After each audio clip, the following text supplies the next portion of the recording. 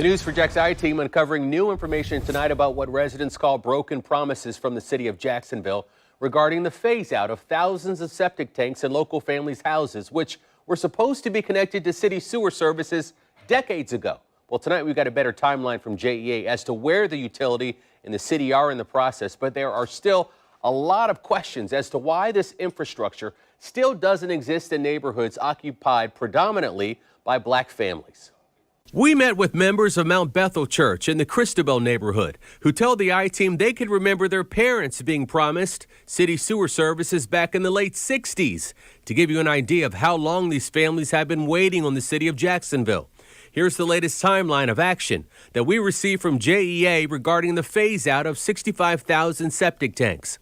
The first project on the calendar is in the Biltmore neighborhood in zip code 32254, where a town hall is going to be scheduled for late November, with construction starting in late November as well. The second project in line is Beverly Hills in zip code 32208, where JEA officials say the plan is currently in design.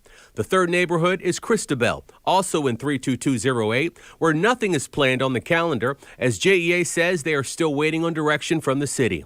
Yesterday, Christabel residents told the I-TEAM they feel intentionally neglected by current and past Jacksonville administrations when they look around and see development in other parts of town.